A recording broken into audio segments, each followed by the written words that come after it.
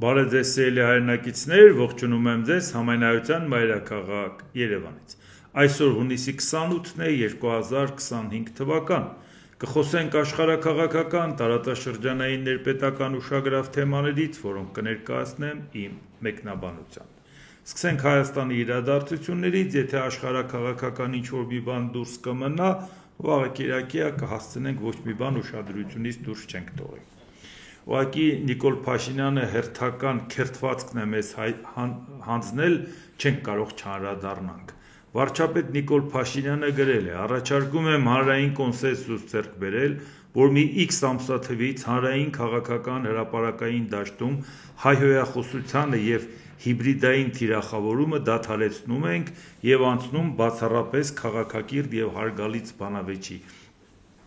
եւ միայն ստուգված փաստերի վրա հիմնվելու տրամաբանությանը։ Ես առաջարկում եմ հուլիսի 1-ը որպես կոնսենսուսի մեկնարկի ամսաթիվ եւ այս պահից մինչեւ հուլիսի 5-ը վետո եմ դնում իմ կողմից պարականոն բառապաշարի եւ խոսույթի կիրառման վրա։ Հուլիսի 5-ին կկիսեմ իմ տպավորությունը, թե ինչ արձագանք է գտել առաջարկը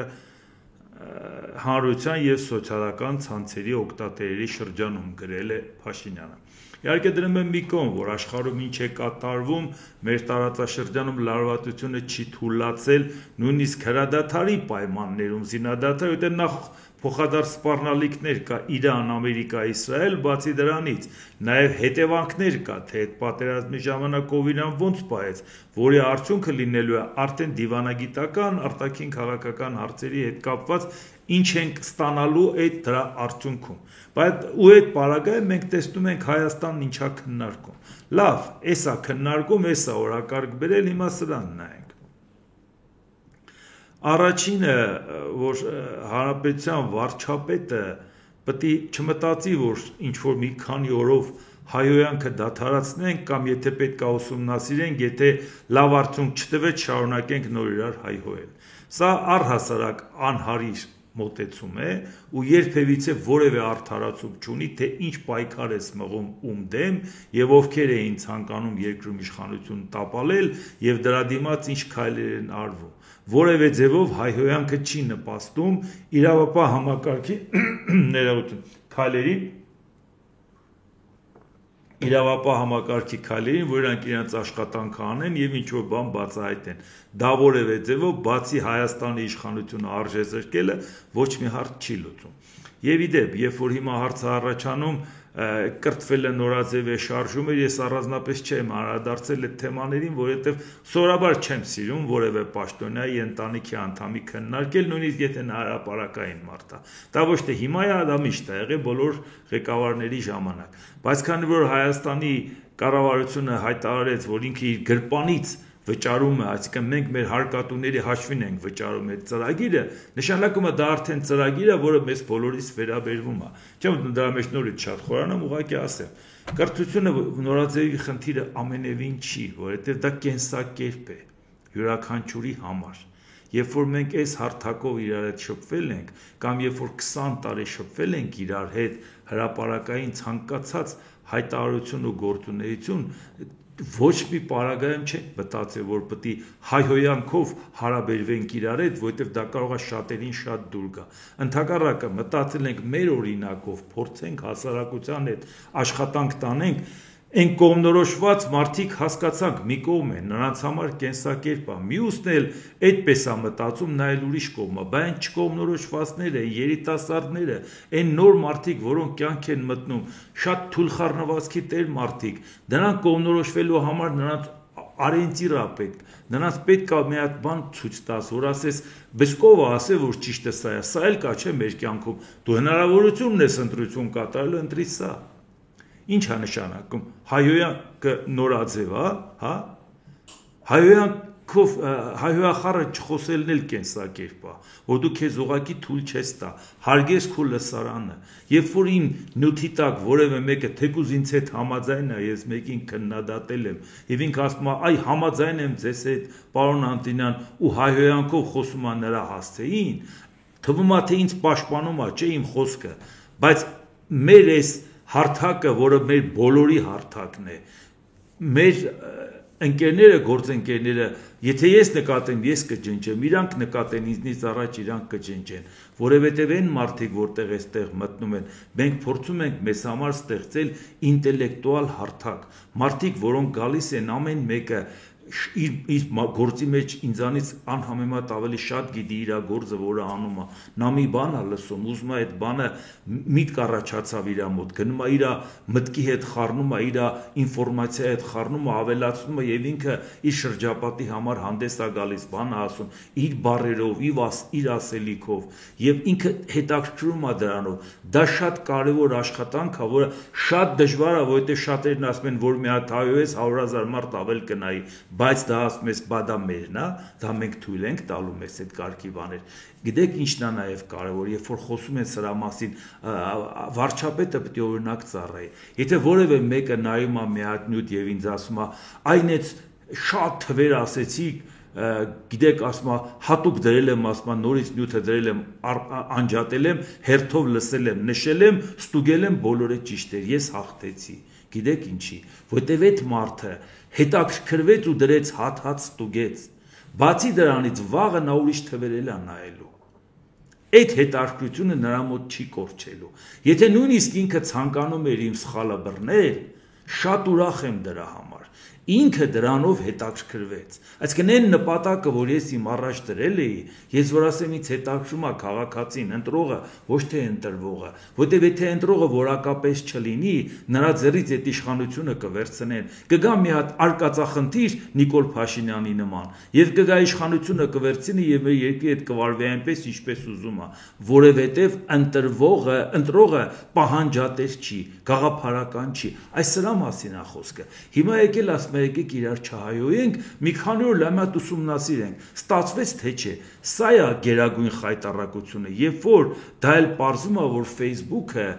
արգելափակել է Նիկոլ Փաշինյանի հայհոյանքները եկեղեցու սպասավորների նկատմամբ,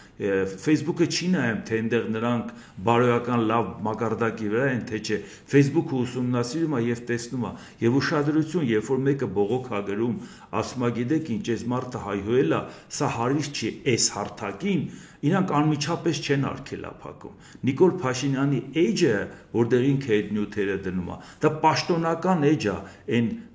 ծիտիկով հատուկնեց կապուտ նշած,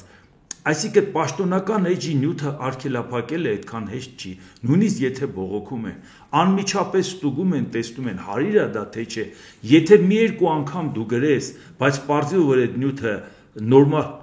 նյութա բողոքողն է անհարիր բողոքում, նրա էջը կարգելափակեն, այսինքն դա հատուկ մեխանիզմ է սարքած եւ դա համաշխարհային խայտառակություն է, որ Facebook-ը նայում է, ասում է, այս մարդը 1.1 միլիոն բաժանորդ ունեցող այս էջը պաշտոնական էջը, որը Facebook-ում գրանցված է, հայոյանք է տարածում, որը հարիր չի այդ արտակի համար։ Դուք պատկերացնում եք ինչ օրի ենք հասել այդ մարդը երկիր է ղեկավարում։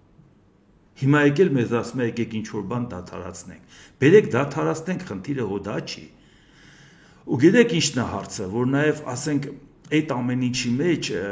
հո հիմա տեսեք ինչի մասին որ խոսում էր, չէ, լավա գոնե այս ընթացքում այնպես ստացվեց, որ Միքայել Աջապահյանը երեկ էինք խոսում, ապշել էի, որ ասում եմ, հիմա էլ իրան առաջարկում են բան անել, դառնալ վարչապետ, որ ասում եմ, հո բան չի, ձեզ համար դա ինչ է այդ պաշտոնը, ուրեմն զրահաբաճկոն է, ինչ է, որ բռնում են պետք է վարչապետ սարքեն, այդ ինչ խայտառակություն է, ինչ անլուրջ եք դուք էլ մյուս կողմն է։ Բարեբախտաբար գոնե ինքը հասկացել էր, գրել էր, որ ես չեմ ցանկանում վարչապետ դառնամ։ Փրկվեցինք, ժողովուրդ ջան, գոնե մի հոգի հասկացավ, որ չի կարելի այս աշճանի այս ամեն ինչ անլրջացնել։ Իսկ երբ որ Նիկոլ Փաշինյանը հոմենակեն հայտարարությունը չի, որ ինքը հայոյի փագեն, հիմա էլ ասում է եկեք բարեկրթության դաշտ գնանք։ Բայց երբ որ մեկ ուրիշ հայտարարություն գրում ես, որը որ չի արգելափակում Facebook-ը, որովհետև հայոյանք չի, բայց դա պակաս հայոյանք է, մեր իշխանության ներկայացուցիչ նկատմամբ վարչապետը, որը անում է հանրության մեջ, Facebook-ում որ մի գրառում էր արել, Սրբազան շարժման աջակից հոգևոր ծառայողը հանրահավաքների արանքում փողոցից զբոսաշրջիկ տղամարդկանց էր տանում հյուրանոց։ Հիմա մենք ում դեմ ենք պայքարում, եկեղեցու, ուզում ասի իրա պայքարը եկեղեցու դեմ չի, այդ սրբապեղծի դեմ է։ Հիմա բայց մարդը լսեց, մի մասը իհարկե իշխանության կողմն ասում, այ մարդեսին չա կատարվում, պետք է այս սրբապիսներից պրծացնել, մի մասն էլ պաշտպանում է, ինչքան ուզում է սրբապիսերի, մտամ նրանք է սուրբ չեն, իրանք էլ նրանց պաշտպանում են, բայց այն մարդիկ, ովքեր մերժում են երկու կողմին էլ, մի հատ ուզում են սովորական մի հատ այդ հասարակության հետ մենք հասկանանք։ Ինչ է նշանակում սրբազան շարժման աջակից հոգևոր ծառայողը հանրահավաքների հոգնակի է ասում արանքում։ Այսինքն հանրահավաքների մասնակից հոգևորականին հետևում են։ Բոլոր հանրահավաքի մասնակիցներին են հետևում մեր երկրում։ Կամ որ գնում է զբոսաշրջիկ է գտնում։ Այդ զբոսաշրջիկին ոնց իմացան, որ զբոսաշրջիկ է, ինչ մոտիկից են նրան նկարել, ինչ որակով են նկարելու ցայնագրել, որ հասկացել են, որ նա զբոսաշրջիկ է։ Հայաստան եկած բոլոր զբոսաշրջիկներին հետևում են մեր հատուկ ծառայությունները, թե միայն միտինգին մասնակցողներին են հետևում, որ իրավունքով։ Եվ հետո, երբ որ զբոսաշրջիկի հետ գնում է հյուրանոց, դուք ոնց իմացաք, կարող է գնացել է եւ այնտեղ պատմում է մեր հոգեվոր արժեքների մասին, ասում է դու չգիտես, մենք առաջի պետականորեն քրիստոնեական պետությունն ենք, որը պետականորեն ընդունել է քրիստոնեությունը եւ հաթաթ պատմում է բոլոր հուշարձանների մասին։ Այսինքն դուք նաեւ լսող ու ձայնագրող սարքեր եք դնում բոլոր տեղերում եւ ֆիքսում եք, որ նրանք հյուրանոցում ինչով են զբաղվել, եւ այդ նյութերը բերում եք տալիս եք վարչապետին։ Սա պետություն է, ժողովուրդ։ Ուստեղ արդեն կարևոր չի նա սրբապղծա թե չէ։ Քու պետությունը սրբապղծի իշխանություն է։ Այսինքն ցանկացած մարդ, ով իրանց միտինգին մասնակցում է, խոցելի է։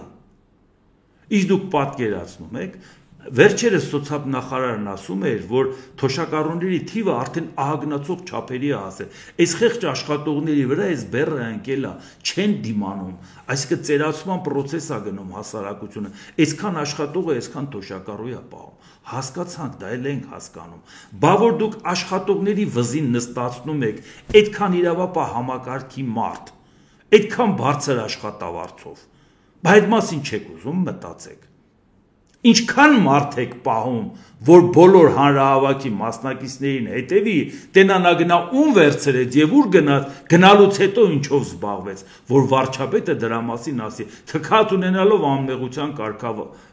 կանխավարկածի վրա։ Եթե դե Հայաստանում դա արդեն չի գործում, Ժորժ ջան, վարչապետ Փաշինյանի կանխավարկածն է, վերջ։ Ասեց, ուրեմն վերջ դա ոչ մեկը չի քննարկում, որտեղ ինքը ինչ հայտարարի, դա կապացուցում է իրավապահ համակարգով, դրա մասին չի խոսքը։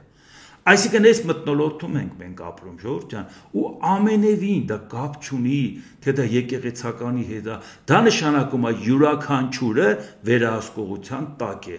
Ժամանակին ասում էի, չէ, հանրահավաքի ժամանակ երկու հոգի իրար հետ խոսում են, ասում կգաս, ես քեզ այսքան 1000 դրամ կտամ ճանապարհին։ Ձայնագրությունը դնում էին հրապարակային։ Հարց է ծագում, հանրահավաքի երկու ոչ հրապարակային մարդ ինչով է արժանացել մեր հատուկ ծառայությունների ուշադրությանը, որ մի գյուղի մի հատ մարդ, այն մյուս գյուղի մի հատ մարդուն ասում է, արի հանրահավաք, ես քեզ այսքան 1000 դրամ կտամ։ Այդ ձայնագրությունն արել են ու հանրությանը ներկայացնում են, որ տեսեք ինչի համար ենք բռնել, բայց ինչի համար եք այդ մարդկանց ձայնագրել։ Ուրեմն գործնականում դուք ձայնագրում եք բոլորին։ Եթե նույնիսկ ոչ առաջի դեմք, ոչ հրապարակային լուրջ վնաս, որ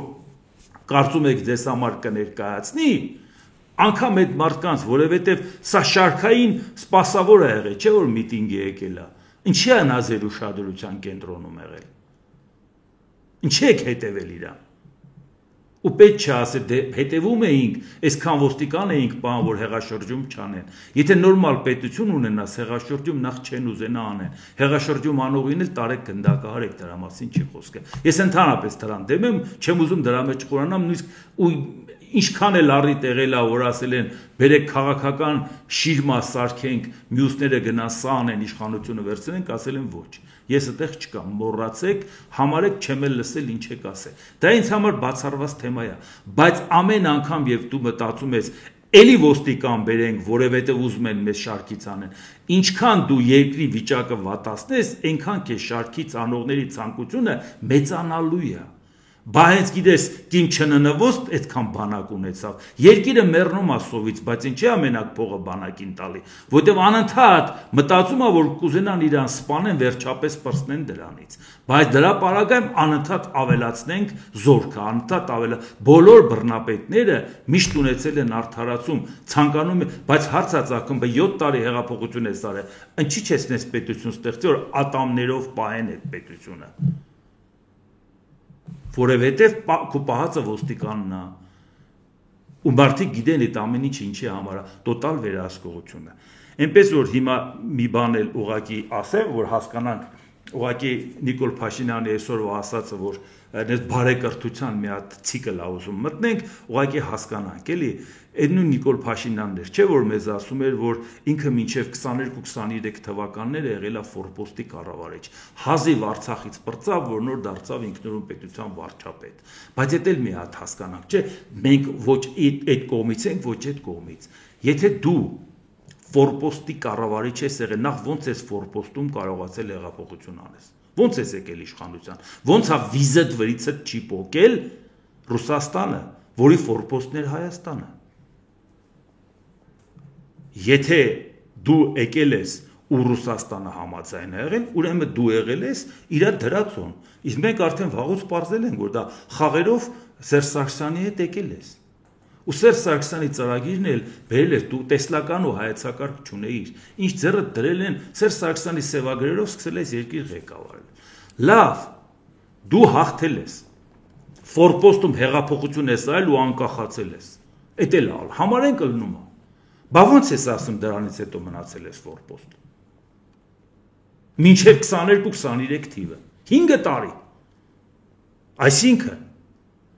եթե դու զորով ես հաղթել Ռուսաստանին, բան չէիր գնում Պուտինի ոտերն գնում, ու ասում ես քեզ ավելի լավ կծառայեմ, քան ցանկացածը Հայաստանում, ժողովուրդն էլ ինձ վստահում է, այդ լրիվ հերիք է, այսինքն դու ինձ տիրություն ես անում, թողում ես աշխատեմ, ես էլ ինչ ասես կանեմ, ժողովուրդն էլ ինձ վստահում է, բայց այն ժամանակ, երբ որ քննադատում էինք, որ ասում ենք Նիկոլ Փաշինյան, դու Ռուսաստանի պատվերն ես կատարում, ավելի սերտ ես ծառայում Ռուսաստանի, քան անգամ նախկին իշխանությունները, որտեղ ավելին ես անում, այդ Բաքու կողմնակիցները խեղդում էին, ասում են, այդ ինչ ես ասում մեր հեղափոխական առաջնորդի մասին, ոնց կարելի է տենց բան ասել, հիմա համոզվեցիք, որ հեղափոխական առաջնորդը ինքը ասեց, ժողովուրդ ջան, այն ժամանակ ես ֆորպոստի կառավարիչ էի, ես ենթարկվում էի, Ին ոնց ասեին, տենց պիտի աշխատեի, մինչև որ Արցախը հանձնեցի ու անկախացա, չես էլ անկախացել, որովհետև այն ոնց որ խոնարհվել ես Պուտինի առայ, դու տեղ չես կարող անկախանաս, որովհետև այդ ձայնագրությունը չի ջնջվել, այդ ձայնագրությունը չի մոռացվել, շատ բան կփոխվի ուկրաինական պատերազմն ու Ռուսաստան առավելություն թերություն, բայց այդ ձայնագրությունը, որը թվայնացված արվում է, դա երբեք չի հնանալու, դա դնելու են դեմդ, մի քիչ չափականցնես ժողովրդին ցույց կտա։ Այսինքն դու չես ֆորպոստից դուրս չես եկել։ Դու պարզապես ուզում ես արդարացնես պարտությունը հաղթանակ ցույց տալով, որտեվ երբ որ Բորիս Գրիզլովը եկավ Հայաստան 2004 թվականի դեկտեմբերի 15-ին ազգային ժողովում, ազգային ժողովի նախագահի կողքը նստած ասեց Հայաստանը Ռուսաստանի ֆորպոստն է, դա այնքան է իմ ականջը սենց ուղեղը սղոց է, որ մինչև այսօր ես օրով, ամսով, տարով հիշում եմ։ Չեմ մոռանում, ուղղակի սենց տպված է ուղեղիս մեջ։ Մի հատ ծպտուն չանեց վարչապետը, ու այդ ժամանակ էլ Հայաստանի ղեկավարը Քոչարյանն էր, որ մեծ հիմա ճոռոմ խոսում են։ Բայց ձեր ժամանակ եկավ ձեր տանը ասես դուք ֆորպոստ եք։ Բայց թե այդ ժամանակ Գրիզլովի ասածը տասնյակ անգամ մեջ բերել եմ, այնց այդ իշխանության ժամանակ, որ էս եք դուք։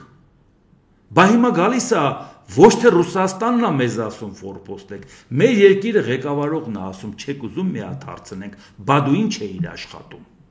Բա որ հիմա էլ երբ որ այդ ամեն ինչը ասում ենք, բա ասում են ոնց էիք քննադատում մեր հեղափոխական առաջնորդին։ Հիմա հեղափոխական առաջնորդը խոստովանեց, որ ինչ արել են ժամանակ, բա դե մի հատ հիշեք ինչ ա եղել։ Երբ որ գնացել էր Պրագայում ստորագրել էր Ադրբեջանի կազմում էր ճանաչել Արցախը, ամիսներ անցել էր չէր խոստովանում, որ եղել է։ Հետո ասեց, դե ուշ ասեցի, չի ուզում ասեմ, որ Ադրբեջանը մեր անկախությունը տարածքային ճանաչի։ Բայց այդ ժամանակ, երբ որ ասում ենք Արցախը հանձնում է Արայիկ Հարությունյանի հետ էլ պայմանավորված, խեղդում էին, ասում էին, այդ ինչ ես ասում։ Այդ ինչ ես ուզում, Արցախը հանձնում է, այդ ինչ բաներ եք խոսում։ Ով է ձեզ ասել, այդ որտեղից գիտեք, այդ որտեղ եք կարդացել, այդ ով է այդ թղթերը ձեզ տվել։ Անկամ մի երկունից շիպիզնյակ էլ դեարիում միասա, Արցախից ինձ ասում էին, մենք ենք Արցախ հանձնողը, չգամ հասնեմ այդտեղ, կարճի բերեմ, էլի, այդ ինչ եք ձեզ թույլ տալիս, որ ասեք։ Հիմա մինչև մի չհասար տեղ։ Չես հասել։ Բայց ձեզ համար էինք ասում, որ հայրենիք ունենաք, ասում ենք հանձնել են ձեր հայրենիքը, դա էինք ասում, ճղում էիք, բա հիմա հետո հասկացաք, չէ՞ որ դա եղել է, սա ինչի համար եմ ասում, որ այն անցյալի համար, որ ասում էինք, որ այդ ժամանակ չէիք ընդունում, այսօր էլ ասում ենք, հասկացեք, սա ոչ թե Ռուսաստանից պոկել է, Ռուսաստանի փսիխոզը օգտագործում է, որ արդարացնի Թուրքիայի տակ մտնելը, ասում են Ռուսաստանին ես պաշտպանում, ոչ, Ռուսաստանին չեմ պաշտպանում։ Ես ասում եմ, մեր այլընտրանքը Ռուսաստանի ու Թուրքիայի մեջ չի։ Մեր այլընտրանքը Եվրամիությունն է։ Թիկունքին էլ կանգնած Միացյալ Նահանգները, որի մասին ասել եմ 20 տարուց ավել առաջ, անկախ նայած ով ա եղել Ամերիկայում ղեկավար եվրոպական երկրներում, թե Հայաստանում։ Հետևողական մշտապես այս ամբողջ ընթացքում։ Բայց ես ասում եմ, մի խաբվեք դրա համար, վերջապես պոկվենք Ռուսաստանից եւ Հայաստանը մտցնենք Թուրքիայի տակ, մարդիկ էլ ասեն, հազիվ պրծանք, ոչ, չես պրծել ընդեղից չես էլ պրծնելու։ Այս ամեն ինչի մասին ենք ասում։ Ու վերջապես մի բան էլ ասեմ, որի մասին էլ եմ խոսել։ Ուղղակի Նիկոլ Փաշինյանը թեման բացեց, որ գնում է Սփյուռքում կանգնում, ասում է եկել եմ ասել եմ ին վրա հույս չդնեք, խոսել ենք դրա մասին, շատ ենք խոսել, բայց մի հատ էլ եմ ուզում ասեմ, գալիս են մարդիկ հանդիպում են քեզ հետ։ Առավոտից իրիկու մարդկանց կոչ եք անում, եկեք դարձեք Հայաստանի քաղաքացի, ապրեք Հայաստանի կյանքով, այս արեք, այն արեք, այն արեք։ Ինչքան մարդ է ոգևորված գալիս, ստանում է Հայաստանի քաղաքացիություն, շարունակում է, դառնում է երկքաղաքացի։ Այդ մարդը ապրում է Սփյուռքում, նա Հայաստանի Հանրապետության քաղաքացի է։ Նաև այդ երկրի քաղաքացի է։ Այդ մարդիկ, որ գալիս են Նիկոլ Փաշինյանի հետ հանդիպման, գիտեք ինչքան մարդ կա այդտեղ, որ նաև Հայաստանի քաղաքացիություն է։ Տեղից էլ եթե չունենա էլ դա սահմային հայության հայրենիք, նա խոսք չկա, որ դու պետք է բոլորի համար սրտացավը լինես որպես հայրական տուն։ Լա դա մի կողմ։ Ինչ է, անձնագերերը ստուգում ես նոր ես տալիս թողում։ Բա մարդը գալիս է Հայաստանի քաղաքացիա, ենթադրենք Ֆրանսիայի քաղաքացիա, Գերմանիայի, տարբեր երկրների, եկել է մտահոգ շփվում է իր վարչապետի հետ, ասես գնացեք ձեր հարցերը ձեր մոտ լուծեք, եկել եմ ասել ին վրա հույս չդնեք։ Բա այդ ձևի ես ուզում, որ մարդիկ Հայաստանի քաղաքացիություն ստանան, ինտեգրվեն Հայաստանի կյանքում, որ առավոտից իրիկույն զիբիլ բերաններից դուրս գալիս այդ մարդկանց մասին ասում է, գնացի մի տեղ սրճարանը մասի, ինչի մեր մոտ մատուցողի տեղ չկար, որ եկել է ստե սրճարանը մեզ աշխատում, հեգնական խոսում ես մատուցողի հետ, դրա համար այն ժամանակ էլ էի ասում, այն մակարդակը, որը ընդեղի մատուցողը ունի մի քանի լեզու ունեցող, նա պետք է ասեր Հայաստանը մի մակարդակի վարչապետն է, այդ գործը դու ես զբաղացրել, այդտեղ ես չեմ կարա գամ աշխատեմ, այնտեղ մրցակցությունը շատ բարձր է։ Ու գիտեք ինչի համար եմ ասում, որովհետև մի բան էլ ուղղակի ձեզ համար կարդամ։ Հայաստանի Հանրապետության Սահմանադրություն 47 հոդված, Հայաստանի Հանրապետության քաղաքացիության իրավունքը 8-րդ կետ, Հայաստանի Հանրապետության քաղաքացիները Հայաստանի Հանրապետության սահմանից դուրս միջազգային իրավունքի հիման վրա Հայաստանի Հանրապետության պաշտպանության ներքո են։ Հիմա մի ուրիշ բան, օրենք Հայաստանի Հանրապետության քաղաքացիության մասին, հոդված 13 պրիմ, երկքաղաքացիություն։ Հայաստանի Հանրապետության երկքաղաքացի է համարվում այն անձը, որը Հայաստանի Հանրապետության քաղաքացիությունից բացի ունի նաև այլ պետության քաղաքացիություն։ Հայաստանի Հանրապետության երկքաղաքացին Հայաստանի Հանրապետության համար ճանաչում է միայն որպես Հայաստանի Հանրապետության քաղաքացի։ Այդ քո քաղաքացին է, որ քեզ հարցեր է տալի։ Հայաստանի Հանրապետության երկքաղաքացին ունի Հայաստանի Հանրապետության քաղաքացու համար նախատեսված բոլոր իրավունքները եւ կրում է Հայաստանի Հանրապետության քաղաքացու համար նախատեսված բոլոր պարտականություններն ու պատասխանատվությունը, բացառությամբ Հայաստանի Հանրապետության միջազգային պայմանագրով կամ օրենքով նախատեսված դեպքերի։ Ես ինչի եմ ասում, ամեն օր ասում եք ինչու չեք գալիս, դառնում պարզեցված կարգով դարձնենք։ Ամեն օր ասում եք գնացել եք ինչ որտեղ նստել եք, բթամ Հայաստանի համար ջանները ցավում, հա։ Ու խնդիրը նույնիսկ նա չի, որ դու եկեղեցու հետ կապված կարող է որևէ սպասավոր իրան անհարիր պահի, որի մասին շատ ավելի շատ ենք խոսել, ուշադրությունը վաղ չէիք դարձնում, թեման ձեզ հետաքրքիր չէր, բայց հիմա երբ որ դա անում եք, աշխարհասփյուր հայությունը վատ է ընդունում, նա չի ընդունում, որ դա կոնկրետ սպասավորի դեմ է, նա ընդունում է, որ եկեղեցու դեմ է, որտեղ ի սկզբանե ասել ես, որ ես ուզում եմ, որ մենք մարդ նշանակենք,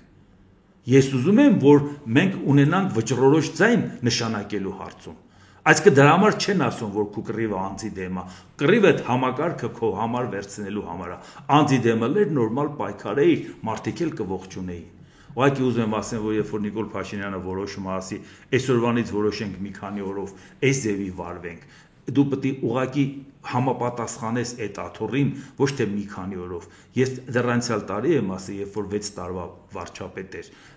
դրա համար կրկնեմ այն, որ ասել եմ, տարին չփոխեմ, հիմա 7 տարվա վարչապետ է, որ եթե ինքը 60 տարի էլ վարչապետ աշխատի, աթոռից վեր կենա, նա վարչապետ դառած չի լինելու։ Դա մարդու կերպարը չի փոխվելու, ժողովուրդ ջան։ Աթոռով վարչապետ չեն դառնում։ Աթոռը կարաս օրինական նստես այդ աթոռի վրա։ Խնդիր չկա, նույնիսկ օրինական նստես։ Քիչ մարդիկ են եղել օրենքով ընտրվել են,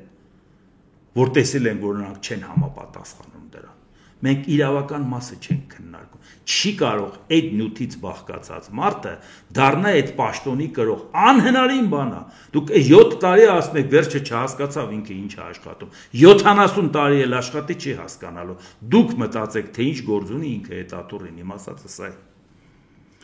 Իսկ հիմա նայենք աշխարհում ինչ է կատարում, հատկապես նաև մեր տարածաշրջանի հետ կապված, որովհետև ասում եմ, այդ հետևանքները դեռ մեզ զգացնել են տալու։ ԱՄՆ նախագահ Դոնալդ Տրամպը հայտարարել է, որ կքննարկի Իրանին կրկին ռմբակոծելու հնարավորությունը, եթե Թեհրանն ուրանը հարստացնի մինչև տագնապալի մակարդակի։ Տրամպն ասել է նաև, որ չի կարծում, թե Իրանը ցանկանում է շարունակել միջուկային զենքի ստեղծման աշխատանքները ԱՄՆ եւ Իսրայելը ռմբակոծություններից հետո։ Այսինքն, տեսեք, լարվածությունը չի թուլացել, փորձում են նորից հարցը լուծեն, Իրանի արտաքին գործերի նախարար Աբբաս Արաղչին էլ նշել է, Իրանի ժողովուրդը գիտի իր արժեքը, գնահատում է իր անկախությունը եւ երբեք թույլ չի տալիս որևէ մեկին որոշել իր ճակատագիրը։ Իրանի արտգործնախարարը հավելել է, որ ԱՄՆ նախագահ Դոնալդ Տրամպը պետք է զերծ մնա իսլամական հեղափոխության առաջնորդ Այաթոլլահ Սեյիդ Ալի Խամենեիի նկատմամբ անհարգալից եւ անընդունելի տոնով խոսելուց, եթե նա անկեղծորեն ցանկանում է գործարքի հասնել Թեհրանի հետ։ Մեծ եւ հզոր Իրանի ժողովուրդը աշխարհին ցույց է տվել, որ Իսրայելի ռեժիմը այլ ընտրություն չունի, քան վազել հայրիկի մոտ մեր հրթիռներից չխոցվելու համար։ Եթե պատրանքները հանգեցնեն ավելի վատ սխալների, Իրանը չի տատանվի բացահայտել իր իրական կարողությունները, ասել է Արաղչին։ Դուք հիմա այստեղ խաղաղություն տեսնում եք։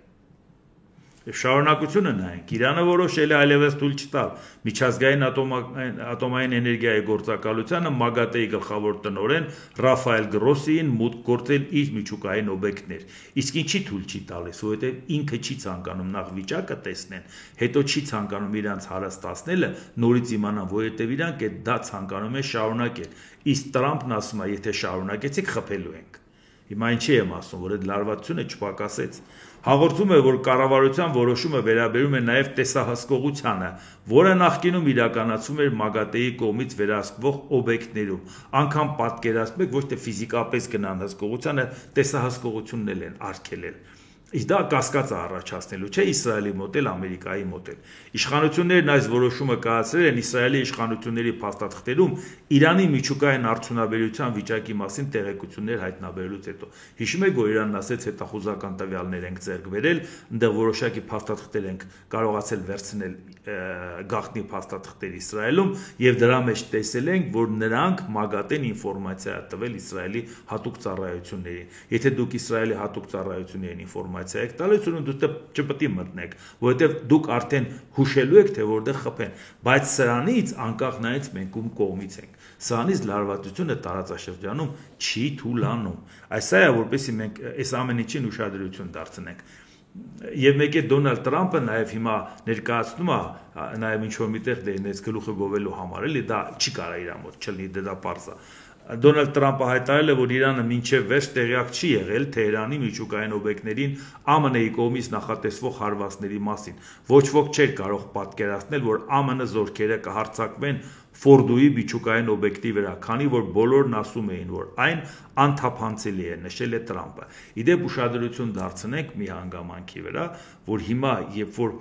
այս ամեն ինչի մասին խոսք է գնում, չէ, ասում են, որ Ամերիկան նախապատրաստվել է Իրանին հարվածել մի 15 տարի առաջվանից, Իսրայելը նախապատրաստվել է մի 14 տարի առաջվանից, կարող եք չէ 15 կամ 14 տարին հետ գնալ եւ պատկերացնել այդ ընթացքում ինչքան բանակցություններ են բարել, բայց հանգիստ դանդաղ նախորդ ադմինիստրացիայի արած գործն ու հատուկ ծառայությունների կամաց ավելացրել են, բերել են մի վիճակի, որ խփեն, բայց այդ ընթացքում խոսել են, զրուցել են, բանակցել են, ասել են արի լավ լնենք, արի փաստաթուղթ ստորագրենք, հետևողական պատրաստել են։ Երբ որ մենք ասում ենք, որ ուշադրություն դարձրեք, մեկը հանդիպում է մեր իշխանությունների հետ, մեկը մի բան է քննարկում, մեկը ձեռքը սեղմում է, նկարվում է, ու դուք ոգևորում ասում եք, տեսակ ամեն ինչ լավ է, բայց հետևողականորեն նախապատրաստում են այն թակարդը, որի մեջ կարող է գցեն։ Բայց այդ ամեն ինչը ինչի համար ենք ասում։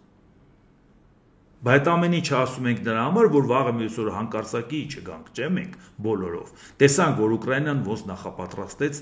հարձակում Ռուսաստանի տարածքում հետևողական աշխատելով։ Տեսանք Իսրայելը ինչ արեց Իրանի տարածքում հետևողական աշխատելով։ Տեսանք Համասը ոնց կարողացավ այդքան հրթիռներ կուտակի քթի տակին Իսրայելի։ Բայց ամեն ինչի ինչի համար ենք այդ մտահոգությունների մասին խոսում։ Որ ասում ենք, որ ուշադրություն դարձրեք, այսինքն կբերեն մեր շուրջ այդ ամեն ինչը կանեն, փաստի առաջ կանգնեցնեն։ Առավել ևս, որ մեր իշխանությունները հակառակորդի կողմից են խաղում։ Մեր թիմից չեն, որ մենք իրան պաշտպանենք։ Եվ երեկվա ասուլիսի հետ կապված ուղղակի հատուկ ձեզ ասեմ, այս ամեն ինչը կարդացի Իսրայելի, Իրանի եւ Ամերիկայի այդ լարվածության շարունակությունը, որպեսզի նորից այս մասը ձեր ուշադրությունը հրավիրեմ դրա վրա։ Մամուլի ասուլիսի ընթացքում Հայաստանում Իրանի դեսպան Մեհդի Սոփանին նկարագրելով հայ-իրանական փոխհարաբերությունները Թեհրանի ու Թել Ավիվի միջև ռազմական գործողությունների ժամանակ ասել է. Թեհրանը շնորհակալ է Իրանի համար դժվարին օրերին Հայաստանի ցուցաբերած աջակցության համար եւ գնահատում է հայ ժողովրդի ու Հայաստանի կառավարության դիրքորոշումը։ Հայաստանի ժողովուրդի միաբանությունը եւ աջակցությունը ցուցաբերեց մեր երկրի նկատմամբ, ինչի համար շնորհակալություն ենք հայտնում։ Շնորհակալ ենք նաեւ Հայաստանի կառավարությանը այս օրերի ընթացքում ցուցաբերած աջակցության համար։ Ընկերներին ճանաչում են ուրախության եւ տխրության մեջ, շեշտել է դեսպան Սոփանին։ Հայկական կողմն արտահայտեց հստակ դիրքորոշում դատապարտելով Իրանի դեմ Իսրայելի ագրեսիան։ Մենք ականատես ենք եղել հայ ժողովրդի միասնական եւ հոգեվոր աջակցությանը Իրանի ժողովրդի համար այս դժվարին ժամանակահատվածում, ասել է դեսպան Սոփանին։ Հիմա ինչու համար նորից սա հիշացրեցի։ Հարգելիներս, հիշացրեցի նրա համար, որ երբ որ Իրանը ասում է, որ նեղության ժամանակ դուք մեր կողքին էիք, եւ Իրանը դա ասում է, ես դա հիշում եմ, չի օգնելու մեզ, որովհետեւ Իրանը այդ ուղղակի ասում է, բայց չի օգնելու, վստահ ենք, որ չի օգնելու, որովհետեւ լավ էլ իրանք փորձելու են աշխատեն Թուրքիայի եւ Ադրբեջանի հետ ծրագրեր իրականացնելու, բայց դա հարցի մի կողմն է։ Եթե նեղության ժամանակ ինքը հիշում է, որ մենք իր կողմից էինք նրան դատապարտել էինք, այն մի կողմն էլ է հիշում, թե այդ նեղության ժամանակ մենք որտեղ էինք, ու չենք կարող ասել, մենք Իսրայելին չենք սիրում, որովհետեւ Իսրայելի հետևը Ամերիկան է կանգնած։ Ու Ամերիկան ասեց, այս ծրագիրը իմ ծրագիրն է, Իրանին հարվածելն էլ հետո գաղտնազերծեց, որ 15 տարի նախապատրաստվել ենք, ինչ կապ ունի այստեղ Իսրայելը։ Իսրայելը ընդհանրապես միջոց էր դա անելու։ Էլի պարզ չէ, որ Իսրայելը առանց Ամերիկայի չէր անելու։ Այսինքն դատապարտելով Իսրայելին դու դատապարտում ես Ամերիկային։ Հետո զարմանում ես, որ կարող է քու շուրջ դավեր նյութեն եւ դու դրանից ոչ մի գաղափար չունենաս։ Վախ որած գնաս Էրդողանի ոտերն գնես, ասես դե դու Ամերիկայի հետ հարցերը լուծի։ Հետո էլ զարմանաս թե ոնց եղավ, չէ, մեր ժողովուրդը զարմանան թե ոնց եղավ, որ էներգետիկ խնդիրներով գնում է տարածքային կառավարման նախարարը Թուրքիայում ծրագրեր են քննարկում համագործակցության, որ մտածում ենք, որ իհարկե Հայաստանի էլեկտրացանցերը պետությունը որ վերցնի իր վրա տակից դուրս չի գա նախ այդ պարտքերը փոխհատուցումը այդ ամեն ինչը դա շատ լավ գիտենք հետո ինչ ներդրում պետք է անես որ այդ վիճակից անես դա շատ լուրջ թիվ է չես կարալու անես օպերատոր ես դնելու որ ինչ անես որի պարա միակ երկիրը որ դա կհետաքրքրի իրան եթե Ռուսաստանից վերցնես դա Թուրքիան է որտեղ դա քաղաքական ներդրում է մեծ հաճույքով նա դա կանի ով չի հասկանում որ դա կարճ ժամանակ հետո որևէ ձևով ինչ ձևով էլ խոսես դա հայտնվելու է Թուրքիայի ձեռը այսօր ենք ասում ժողովուրդ ջան դա տալու են Թուրքիային ինչ կա չհասկանալու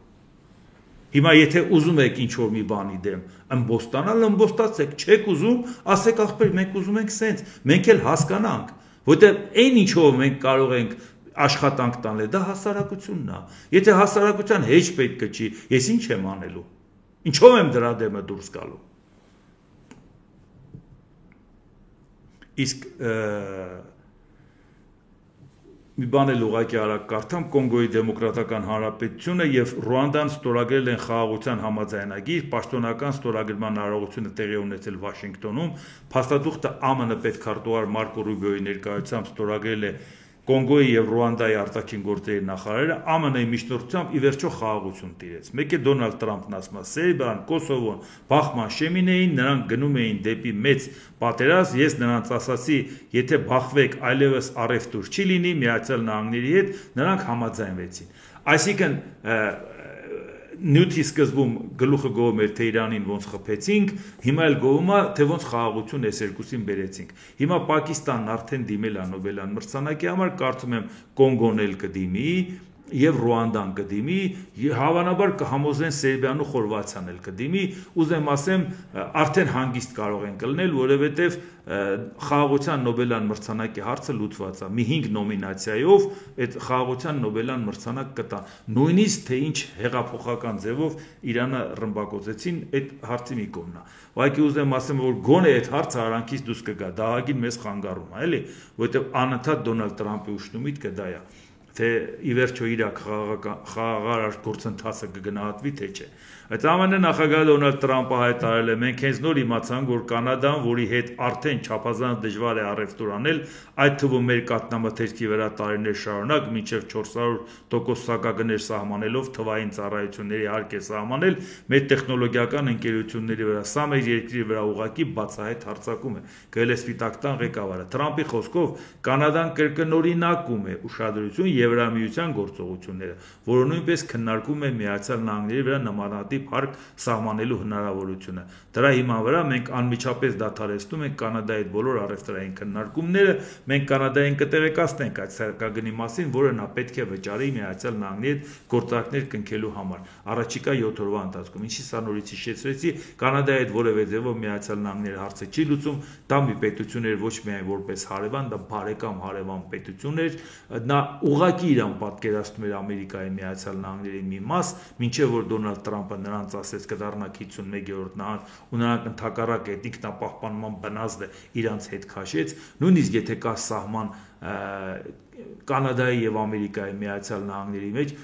օրինապաշտ քաղաքացին պարզա անցակետով է գնում, այդ ինչ պրոբլեմա ունեցել օրինապաշտ քաղաքացին Կանադայից Ամերիկա գա, Ամերիկայից Կանադա գնա, կամ աշխատի, կամ առևտուր անի, կամ չգիտես ինչ անի։ Գործնականում դա իրար կապած երկիր էր, սիմվոլիկ ուղղակի սահման կար իրանց արանքը, որևէ ձևով նրանք իրանց չէին տարանջատում, բայց հիմա երբ որ Ամերիկան այնուամենայնիվ չհաջողվի Կանադայի հետ հարաբերությունը կարգավորել ու Կանադայի ուշնումիտ կլինի Եվրամիության հետ համագործակցությունը, դա Ամերիկային պատիվ չի բերում։ Միևնույն է Թրամփը պետք է այդ հարցը փորձի լուծել, ոչ թե ասի դե տես ես քեզ ինչ եմ անելու։ Կանադան հիմա եւ առևտրի հետ կապված է Եվրամիության հետ, ոնց որ Թրամփը նշեց, եւ անվտանգային հարցերով է Եվրոպայի հետ։ Մենակ Եվրամիության հետ չէ, որտեղ Մեծ Բրիտանիան էլ է մասնակցում։ Ինչի եմ ասում, քանի այդ հարցը չի լուծվել, դա խնդիր է, որը պետք է լուծել։ Իսկ Գերմանիայի պաշտպանության նախարար Բորիս Պիստորիուսը պաշտպանել է Գերմանիայի պաշտպանունակության ամրապնդման եւ Ռուսաստանի ռազմական ագրեսիային դիմակայող Ուկրաինայի աջակցելու ուղեգիծը։ Այս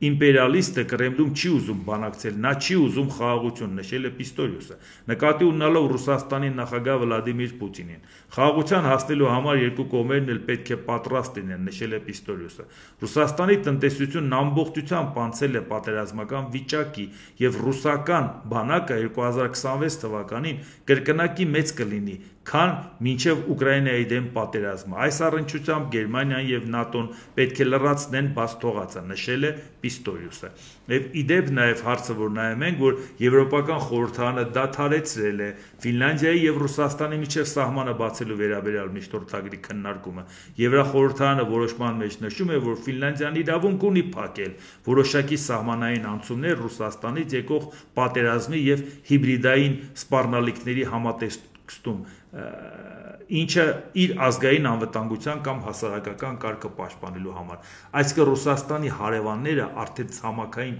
անցակետերն էլ են փակում, ուզում են ականապատեն բոլոր հարևանների մասին է խոսքը, եւ դա լրջագույն ձևով նախապատրաստում է, այսինքն իրանք վտանգը առարկայական են համարում։ Այնպես որ այս ամեն ինչին պետք է ուշադրություն դարձնել եւ Գերմանիան էլ երբ որ ասում է, Գերմանիան էլ շատ են խոսել, որ նա երբեք այդ առիթը բաց չի թողի զինվելու եւ այո, այդ վտանգը ցույց տալու համար, որովհետեւ Ռուսաստանը իսկապես ցույց է տալիս, որ այդ վտանգը առարկայական է։ Դե եթե առարկայական է, Գերմանիան ինչի պետք է այդ առիթը բաց թողա։ Այն անվստահությունը, որ իր նկատմամբ կար, որ զինված Գերմանիան կարող է վտանգ ներկայացնի, հիմա իրանք խնդրում են, որ Գերմանիան զինվի, ինչի պետք է չանի, որ ամենամեծ համախառն ներքին արդյունքն ունեցող Գերմանիան Եվրոպայի ամենամեծ բնակչություն ունեցողը։ Իրան ի՞նչն է պակասում, իր կազմակերպված աշխատավոճի պարագայում իրան ի՞նչն է պակասում։ Պակասում է մենակ զինվելը, որ զինվեց, հետո պետք է ասեք, բայց ոնց սենց եղավ։ Այս է խնդիրը եւ այս պարագայում Եվրոպան հետեւողական է այդ աշխատանքը տանում է Ռուսաստանի հետ կապված, նրանք ամեն քայլ անելու են, իհարկե վաղը նաեւ կանադառնանք Ռուսաստանի կողմից որոշակի քայլերի, թե ի վերջո ինչ են անում եւ մենք էլ մեր համար պետք է հասկանանք, որ այո, այս ադմինիստրացիան, որը գտնվում է Ռուսաստանում, որևէ ընդհանուր ճանապարհ Հայաստանը իրանց հետ ուղակի ունենալ չի կարող։ Այդ մարդիկ ցանկանում են գրավել ուրիշինը, այդ մարդիկ ցանկանում են տիրանալ ինչ որ պատմական հողերի, բայց եթե իրանք ինչքան հետ են գնում են հասնում են իրանց թաթարական կյանքին են հասնում։ Դա մենք իրանց հետ ընդհանուր ճանապարհ չունենք։ Դե ինչ այսօր այսքանը, եթե հավանեցիք, սեղմեք լայք կոճակը, բաժանորդագրվեք Էդվարդ Անտինյան YouTube-յան ալիքին, սեղմեք զանգակ կոճակը, գրեք մեկնաբանություններ, գրեք հարցեր, դիտեք եւ դատեք ինքներդ։ Շնորհակալություն։